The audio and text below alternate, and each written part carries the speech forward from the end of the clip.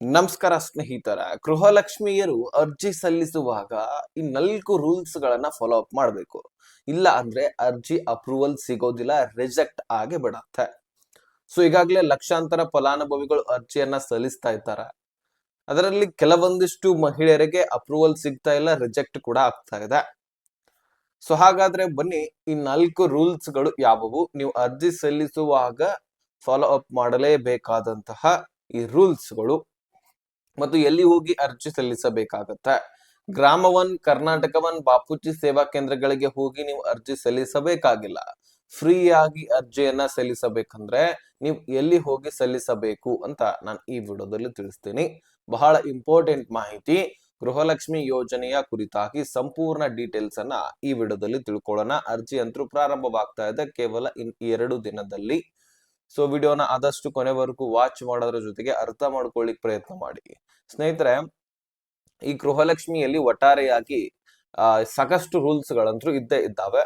ಅದರಲ್ಲಿ ಮುಖ್ಯವಾದಂತಹ ರೂಲ್ಸ್ ಗಳನ್ನ ನೀವು ಫಾಲೋ ಮಾಡಿಕೊಂಡು ಅರ್ಜಿಯನ್ನ ಸಲ್ಲಿಸಬೇಕಾಗತ್ತೆ. ಸುಮ್ನೆ ಹೋಗಿ ನಾನು ಅರ್ಜಿ ಸಲ್ಲಿಸ್ತೀನಿ ಅಂದ್ರೆ ಅಲ್ಲಿ ಅಪ್ರೂವಲ್ ಕೊಡೋದಿಲ್ಲ, ರಿಜೆಕ್ಟ್ ಆಗಿ ಬಿಡುತ್ತೆ. ರಿಜೆಕ್ಟ್ ಆದ್ರೆ ನೀವು ಮತ್ತೊಂದು ಸಾರಿ ಅಪ್ಲಿಕೇಶನ್ ಹಾಕಬೇಕು. ಆವಾಗ ಏನೇನ್ ತಪ್ಪುಗಳಾಗಿದೆ ಅದನ್ನು ಸರಿಪಡಿಸ್ಕೊಳ್ಬೇಕು. ಆವಾಗ ಮತ್ತೊಮ್ಮೆ ಹೋಗಿ ಅರ್ಜಿ ಸಲ್ಲಿಸೋದೇನಿದೆ, ಹೀಗೆ ಸರಿಯಾಗಿ ಡಾಕ್ಯುಮೆಂಟ್ಸ್ ಗಳನ್ನ ಇಟ್ಕೊಂಡು ಮತ್ತೆ ರೂಲ್ಸ್ ಗಳನ್ನ ಫಾಲೋ ಮಾಡಿಕೊಂಡು ಅರ್ಜಿಯನ್ನ ಸಲ್ಲಿಸ್ಬಿಡಿ. ಹಾಗಾದ್ರೆ ಸ್ನೇಹಿತರೆ, ನಾನು ಒಂದೊಂದಾಗಿ ಹೇಳ್ತಾ ಹೋಗ್ತೀನಿ, ನೀವು ಕೇಳಿಸ್ಕೊಳ್ತಾ ಹೋಗಿ. ಮೊದಲನೇದಾಗಿ, ಈಗ ಗೃಹಲಕ್ಷ್ಮಿ ಯೋಜನೆಯಿಂದ ಗೃಹಲಕ್ಷ್ಮಿಯರನ್ನ ತೆಗೆದಾಕಿರುವಂತಹ ಕಾರಣ ಗೊತ್ತಿದೆ, ಮತ್ತು ಹೊಸದಾಗಿ ಅರ್ಜಿಯನ್ನ ಯಾಕೆ ಸಲ್ಲಿಸ್ಲಿಕ್ಕೆ ಹೇಳಿದ್ದಾರೆ ಅದಕ್ಕೆ ಮೂಲವಾದ ಕಾರಣಗಳು ಕೂಡ ನಿಮಗೆ ಗೊತ್ತಿದೆ. ಸ್ವಲ್ಪ ಹೇಳ್ಬಿಡ್ತೀನಿ ಕೇಳಿ. ನಾನು ಬಹಳಷ್ಟು ಮಹಿಳೆಯರು ಮೃತಪಟ್ಟಿದ್ರು ಸಹಿತ ಅವರ ಅಕೌಂಟ್ಗಳಿಗೆ ದುಡ್ಡು ಹೋಗ್ತಾ ಇರುವಂತದ್ದು, ಯಾರ್ಯಾರು ಮೃತಪಟ್ಟಿದ್ದಾರೆ ಅನ್ನುವಂಥದ್ದು ಸರ್ಕಾರದ ಗಮನಕ್ಕೆ ಬರದೇ ಇರುವಂತದ್ದು, ಇದಕ್ಕಾಗಿ ಅರ್ಜಿಯನ್ನ ಸಲ್ಲಿಸ್ಲಿಕ್ಕೆ ಹೇಳಿದ್ದಾರೆ.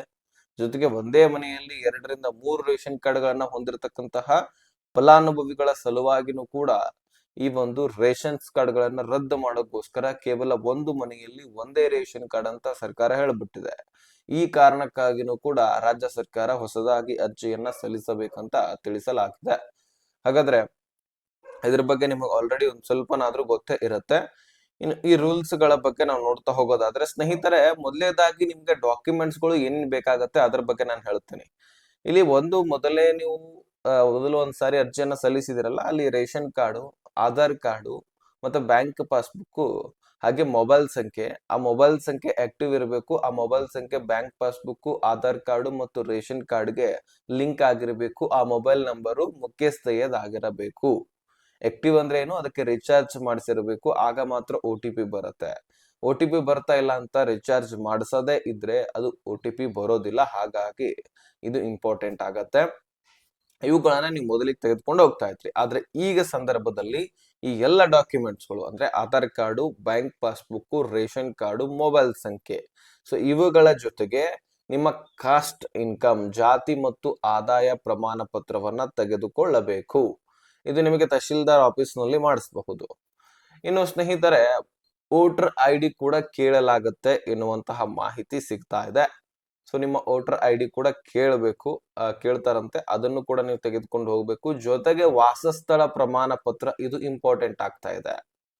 ಸೊ ಇದನ್ನ ತೆಗೆದುಕೊಳ್ಳಲಿಕ್ಕೆ ಮುಖ್ಯವಾದ ಉದ್ದೇಶವನ್ನ ನಾನು ಸ್ವಲ್ಪ ಹೇಳ್ತೇನೆ ನಿಮಗೆ. ಬಹಳ ಇಂಪಾರ್ಟೆಂಟ್ ಇದು, ಕರೆಕ್ಟ್ ಆಗಿ ಕೇಳಿಸ್ಕೊಳ್ಳಿ. ಯಾಕಂದ್ರೆ ಬಹಳಷ್ಟು ಕುಟುಂಬದಲ್ಲಿ 2 ಆದ್ರೂ ಅಟ್ಲೀಸ್ಟ್ ರೇಷನ್ಸ್ ಕಾರ್ಡ್ ಇದಾವೆ ಬಹಳಷ್ಟು ಕುಟುಂಬಗಳಲ್ಲಿ. ಈಗ ಮದುವೆ ಆಗಿರತ್ತೆ, ಈಗ ಮಕ್ಕಳದು ಹಿರಿಯರದು ಒಂದು ರೇಷನ್ ಕಾರ್ಡ್ ಆಲ್ರೆಡಿ ಇರುತ್ತೆ. ಆ ಮಕ್ಕಳು ಏನ್ ಮಾಡ್ತಾರೆ, ಬೇರೆ ಬೇರೆ ರೇಷನ್ ಕಾರ್ಡ್ ಅನ್ನ ಮಾಡಿಸ್ಕೊಂಡಿರ್ತಾರೆ. 2022ರಲ್ಲಿ ಯಾರು ಒಂದು ಅರ್ಜಿಯನ್ನ ಹಾಕಿದ್ರೆ ಅವ್ರಿಗೆ ಈಗಾಗಲೇ 2025ರಲ್ಲಿ ಅಪ್ರೂವಲ್ ಸಿಕ್ಕಿದೆ. ಅಂತದ್ರಲ್ಲಿ 2 ರೇಷನ್ ಕಾರ್ಡ್ ಗಳನ್ನ ಹೊಂದಿರತಕ್ಕಂತಹ ಕುಟುಂಬಸ್ಥರು ಬಹಳಷ್ಟು ಜನ ಇದ್ದಾರೆ. ಹಾಗಾಗಿ ಈಗ ಮೊದಲನೇದಾಗಿ ಒಬ್ರು ಯಾರಾದ್ರೂ ಅಪ್ಲಿಕೇಶನ್ ಹಾಕ್ಲಿಕ್ಕೆ ಹೋದಾಗ ಅಲ್ಲಿ ಇದು ಎಲ್ಲ ಡಾಕ್ಯುಮೆಂಟ್ಸ್ ಗಳನ್ನ ತೆಗೆದುಕೊಂಡು ಹೋಗ್ಬೇಕು, ಮತ್ತು ವಾಸಸ್ಥಳ ಪ್ರಮಾಣ ಪತ್ರವನ್ನು ಕೂಡ ತೆಗೆದುಕೊಂಡು ಹೋಗ್ಬೇಕು. ಅಲ್ಲಿ ಇರ್ತಕ್ಕಂತಹ ಡೀಟೇಲ್ಸ್, ನಿಮ್ಮ ಮನೆ ಎಲ್ಲವೂ ಕೂಡ ಇರುತ್ತೆ. ಆ ಒಂದು ಅರ್ಜಿಯನ್ನ ತೆಗೆದುಕೊಂಡು ಅಪ್ರೂವಲ್ ಸಿಗತ್ತೆ. ಇನ್ನು ನೆಕ್ಸ್ಟ್, ನಿಮ್ಮ ಮನೆಯಲ್ಲಿ ಇನ್ನೊಬ್ರು ಇರ್ತಾರೆ, ಅಂದ್ರೆ ಮಗಂದ ಹೆಂಡತಿ ಅಂದ್ರೆ ಸೊಸೆ ಅರ್ಜಿ ಸಲ್ಲಿಸ್ಲಿಕ್ಕೆ ಹೋದಾಗ ಆ ಸಂದರ್ಭದಲ್ಲಿ ಎಲ್ಲ ಡಾಕ್ಯುಮೆಂಟ್ಸ್ ಗಳು ಅವ್ರದ್ದಾದಂತಹ ಡಾಕ್ಯುಮೆಂಟ್ಸ್ ಗಳನ್ನ ಕೊಟ್ಟಿರ್ತಾರೆ. ಆದ್ರೆ ವಾಸಸ್ಥಳ ಪ್ರಮಾಣ ಪತ್ರ ಅದನ್ನೇ ಕೊಡ್ಬೇಕಾಗತ್ತೆ. ಆ ಒಂದು ವಾಸಸ್ಥಳ ಪ್ರಮಾಣ ಪತ್ರ ಕೊಟ್ಟಾಗ ಸರ್ಕಾರಕ್ಕೆ ಗೊತ್ತಾಗ್ಬಿಡುತ್ತೆ, ಹೌದು ಇದು ಒಂದೇ ಒಂದು ವಾಸಸ್ಥಳ ಪ್ರಮಾಣ ಪತ್ರ, ಎರಡು ರೇಷನ್ಸ್ ಕಾರ್ಡ್ಗಳಿಗೆ ಅಟ್ಯಾಚ್ ಆಗ್ತಾ ಇದೆ ಅಲ್ಲ ಅಂತ ಗೊತ್ತಾದ ತಕ್ಷಣ ವಾಸಸ್ಥಳವನ್ನ ತಿಳ್ಕೊಳ್ತಾರೆ. ಒಂದೇ ಮನೆಯಲ್ಲಿ ಎರಡು ರೇಷನ್ ಕಾರ್ಡ್ ಇದೆ ಅಂತ ಅವ್ರಿಗೆ ಕನ್ಫರ್ಮ್ ಆಗತ್ತೆ. ಒಂದು ಆಪ್ಷನ್ ಕೊಡ್ತಾರೆ ನಿಮ್ಗೆ. ಮೊದಲು ಯಾವ್ದು ನಿಮ್ದು ಹಿರಿಯರದಿದೆ ಅದ್ರೊಳಗೆ ಅರ್ಜಿ ನೀವು ಎಲ್ಲರೂ ಕೂಡ ಹೆಸರನ್ನ ಸೇರ್ಪಡೆ ಮಾಡ್ಕೊಳ್ಳಿ, ನಿಮ್ಮ ರೇಷನ್ ಕಾರ್ಡ್ ಅನ್ನ ನಾವು ರದ್ದು ಮಾಡ್ತಾ ಇದೀವಿ ಅಂತ ಹೇಳ್ಬಿಡ್ತಾರೆ. ನೀವು ಹೆಸರನ್ನ ಸೇರ್ಪಡೆ ಮಾಡ್ಕೊಂಡ್ರೆ ಅಕ್ಕಿನಾದ್ರೂ ಸಿಗತ್ತೆ ನಿಮ್ಮ ಹೆಸರ್ಲೆ. ಇಲ್ಲ ಅಂದ್ರೆ ಗೃಹಲಕ್ಷ್ಮಿ ದುಡ್ಡಂತೂ ಬರೋದಿಲ್ಲ, ಇದು ಕನ್ಫರ್ಮು. ಇನ್ನು ರೇಷನ್ ಕೂಡ ನೀವು ಕಳ್ಕೊಂಡ್ ಬಿಡ್ತೀರಿ. ಅದಕ್ಕಾಗಿ ಅವರ ಹೆಸರಿನಲ್ಲಿ ನಿಮ್ಮ ಒಂದು ರೇಷನ್ ಕಾರ್ಡ್ ನಲ್ಲಿ ಅವರ ರೇಷನ್ ಕಾರ್ಡ್ ನಲ್ಲಿ ನಿಮ್ಮ ಹೆಸರನ್ನ ಸೇರ್ಪಡೆ ಮಾಡೋದು ಬೆಟರ್. ಸೊ ನಿಮ್ಮ ಒಂದು ಕೈಯಲ್ಲಿದೆ, ಸರ್ಕಾರ ಅಂತೂ ಇನ್ಫಾರ್ಮೇಶನ್ ಕೊಟ್ಟಿದೆ. ಇದರ ಜೊತೆಗೆ ಇನ್ನು ಈ ವಿವರಗಳನ್ನ ಡಾಕ್ಯುಮೆಂಟ್ಸ್ ಗಳನ್ನ ಹೇಳಿದ್ದೀನಿ ನಾನು. ಇನ್ನು ಆಧಾರ್ ಕಾರ್ಡ್ ಮತ್ತು ರೇಷನ್ ಕಾರ್ಡ್ ನಲ್ಲಿರುವಂತಹ ವಿವರಗಳು ಒಂದೇ ರೀತಿ ಆಗಿರಬೇಕು. ಉದಾಹರಣೆಗೆ ಮುಖ್ಯಸ್ಥೆಯ ಹೆಸರು ಆಧಾರ್ ಕಾರ್ಡ್ ಜೊತೆಗೆ ಅಟ್ಯಾಚ್ ಆಗಿರಬೇಕು, ಲಿಂಕ್ ಆಗಿರಬೇಕು, ಮತ್ತು ಆಧಾರ್ ಕಾರ್ಡ್ ನಲ್ಲಿ ಹೆಸರು ಸೇಮ್ ಇರಬೇಕು ಮತ್ತು ರೇಷನ್ ಕಾರ್ಡ್ ನಲ್ಲಿ ಕೂಡ ಹೆಸರು ಸೇಮ್ ಇರಬೇಕು. ಈ ರೀತಿ ಲಿಂಕ್ ಆಗಿರಬೇಕು. ಮತ್ತು ನಿಮ್ಮ ಮನೆಯಲ್ಲಿ ಎಲ್ಲರ ಆಧಾರ್ ಕಾರ್ಡ್ ಅನ್ನ ಕೇಳುವಂತಹ ಸಾಧ್ಯತೆ ಇದೆ. ಇದು ಆಪ್ಷನಲ್ ಅಂತ ಹೇಳಬಹುದು. ಕೇಳಿದ್ರು ಕೇಳಬಹುದು ಅಥವಾ ಕೇಳದೆ ಇರಬಹುದು. ಕೇಳಿದ್ರೆ ನೀವು ನಿಮ್ಮ ಮನೆಯಲ್ಲಿರ್ತಕ್ಕಂತಹ ಒಂದು ಆಧಾರ್ ಕಾರ್ಡ್ಗಳು ಮತ್ತು ರೇಷನ್ ಕಾರ್ಡ್ ನಲ್ಲಿ ಇರ್ತಕ್ಕಂತಹ ಹೆಸರುಗಳು, ಆಧಾರ್ ಕಾರ್ಡ್ ನಲ್ಲಿ ಇರ್ತಕ್ಕಂಥ ಹೆಸರು ಮತ್ತು ರೇಷನ್ ಕಾರ್ಡ್ ನಲ್ಲಿ ಇರ್ತಕ್ಕಂಥ ಹೆಸರುಗಳು ಸೇಮ್ ಆಗಿರ್ಬೇಕು. ಇದು ಇಂಪಾರ್ಟೆಂಟ್. ಅಲ್ಲಿ ಗಮನ ಹರಿಸಿ. ಏನಾದ್ರೂ ತಿದ್ದುಪಡಿ ಇದ್ರೆ ತಹಶೀಲ್ದಾರ್ ಆಫೀಸ್ಗೆ ಹೋಗಿ ಆಧಾರ್ ಕಾರ್ಡ್ ಅನ್ನ ತಿದ್ದುಪಡಿ ಮಾಡಿಕೊಳ್ಳಿ, ಅಥವಾ CS ಸೆಂಟರ್ ಗ್ರಾಮವನ್ಗಳಿಗೆ ಹೋಗಿ ಕೂಡ ಆಧಾರ್ ಕಾರ್ಡ್ ಅನ್ನ ತಿದ್ದುಪಡಿ ಮಾಡಿಕೊಳ್ಳಬಹುದು.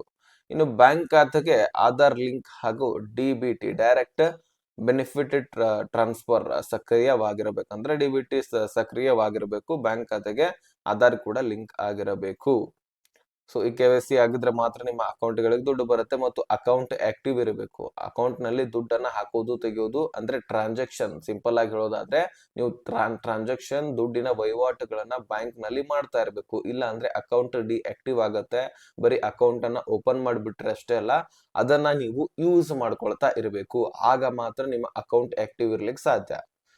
ಇನ್ನು ಅರ್ಜಿಯಲ್ಲಿ ನೀಡುವ ಮೊಬೈಲ್ ಸಂಖ್ಯೆ ಚಾಲ್ತಿಯಲ್ಲಿರಬೇಕು OTP ಪರಿಶೀಲನೆಗಾಗಿ. ನಾನು ಪ್ರಾರಂಭದಲ್ಲಿ ಕೂಡ ಹೇಳಿದ್ದೆ, ನಿಮ್ಮ ಒಂದು ಮೊಬೈಲ್ ಸಂಖ್ಯೆ ಬಹಳ ದಿನದಿಂದ ರಿಚಾರ್ಜ್ ಮಾಡಿಲ್ಲ ಅಂದ್ರೆ ಅದು ಆಕ್ಟಿವ್ ಇರೋದಿಲ್ಲ. ಅದನ್ನ ಆಕ್ಟಿವ್ ಇಟ್ಕೊಳ್ಬೇಕಂದ್ರೆ ರಿಚಾರ್ಜ್ ಮಾಡಿಸಿರ್ಬೇಕು. ರಿಚಾರ್ಜ್ ಮಾಡಿಸಿದ್ರೆ ಮಾತ್ರ OTP ಬರುತ್ತೆ. ನೀವು 1 ತಿಂಗಳಿನ ಹಿಂದೆನೆ ಮಾಡಿಸಿಲ್ಲ ಅಂದ್ರೂ ಸಹಿತ OTP ಬರೋದಿಲ್ಲ. ತಕ್ಷಣ ಈಗ OTP ಬರ್ಬೇಕಂದ್ರೆ ಈಗ ನಿಮ್ಮ ಒಂದು ಮೊಬೈಲ್ ಸಂಖ್ಯೆಗೆ ರಿಚಾರ್ಜ್ ಇರಬೇಕು. ಆ ಮೊಬೈಲ್ ಸಂಖ್ಯೆ ನಿಮ್ಮ ಹೆಸರಿನಲ್ಲಿನೇ ಇರಬೇಕು. ಆಧಾರ್ ಕಾರ್ಡ್ಗೆ ಲಿಂಕ್ ಆಗಿರಬೇಕು. ಇನ್ನು ಅರ್ಜಿಯಲ್ಲಿ ಇನ್ನು ಕುಟುಂಬದ ಯಜಮಾನಿ ಮಹಿಳೆಯ ಹೆಸರಿನ ಬ್ಯಾಂಕ್ ಖಾತೆ ಸಕ್ರಿಯವಾಗಿರಬೇಕು. ಅದೇ ಆಕ್ಟಿವ್ ಇರಬೇಕು. ಅದೇ ಬ್ಯಾಂಕ್ ಅಕೌಂಟ್ ಇರಬೇಕಾಗತ್ತೆ. ಬ್ಯಾಂಕ್ ಅಕೌಂಟ್ ಚಾಲ್ತಿಯಲ್ಲಿ ಇರಬೇಕು. ಯಾಕಂದ್ರೆ ಹಳ್ಳಿಯಲ್ಲಿರ್ತಕ್ಕಂತಹ ಮಹಿಳೆಯರು ಬ್ಯಾಂಕ್ ಅಕೌಂಟ್ ಅನ್ನ ಯೂಸ್ ಮಾಡ್ತಾ ಇರೋದಿಲ್ಲ, ಟ್ರಾನ್ಸಾಕ್ಷನ್ ಮಾಡಿಸ್ತಾ ಇರೋದಿಲ್ಲ. ಹೀಗಾಗಿ ಅಕೌಂಟ್ ಆಕ್ಟಿವ್ ಇರೋದಿಲ್ಲ. ಅದಕ್ಕಾಗಿ ಅಕೌಂಟ್ ಅನ್ನ ಆಕ್ಟಿವ್ ಇಟ್ಕೊಳ್ಬೇಕು ಅಂತ ಸರ್ಕಾರ ಹೇಳ್ತಾ ಇದೆ. ಯಾಕಂದ್ರೆ ಲಕ್ಷಾಂತರ ಫಲಾನುಭವಿಗಳ ಅಕೌಂಟ್ಗಳೇ ಆಕ್ಟಿವ್ ಇರೋದಿಲ್ಲ. ಇನ್ನು ಗೃಹಲಕ್ಷ್ಮಿಯರಿಗೆ ಎಲಿಜಿಬಿಲಿಟಿಯನ್ನು ಹೊಂದಿರ್ತಾರೆ. ಆದ್ರೆ ಅರ್ಜಿ ಸಲ್ಲಿಸಿದ ಮೇಲೆ ನಿಮ್ಮ ಅಕೌಂಟ್ ಆಕ್ಟಿವ್ ಇಲ್ಲ, ಬಂದ್ ಆಗಿದ್ರೆ ದುಡ್ಡು ಯಾವ ಅಕೌಂಟ್ಗೆ ಹಾಕ್ಬೇಕಾಗತ್ತೆ ಸರ್ಕಾರ. ಅದಕ್ಕಾಗಿ ನಿಮ್ಮ ಅಕೌಂಟ್ ಆಕ್ಟಿವ್ ಇದೆಯಲ್ವಾ ನೋಡ್ಕೊಳ್ಳಿ. ಸೊ ಇನ್ನು ಅರ್ಜಿ ಸಲ್ಲಿಸುವಾಗ ಈ ರೀತಿ ಎಲ್ಲ ಡಾಕ್ಯುಮೆಂಟ್ಸ್ ಗಳ ಬಗ್ಗೆ ಗಮನ ಹರಿಸ್ಕೊಂಡು, ತದನಂತರ ನೀವು ಕರ್ನಾಟಕವನ್ನ ಹೋಗೋಕ್ಕಿಂತನೂ ಮಹಿಳಾ ಮತ್ತು ಮಕ್ಕಳ ಕಲ್ಯಾಣ ಇಲಾಖೆಗೆ ಹೋಗಿ ಭೇಟಿ ಕೊಟ್ಟು ಅಲ್ಲಿ ಅರ್ಜಿ ಸಲ್ಲಿಸಿದ್ರೆ ಬೆಟ್ರು.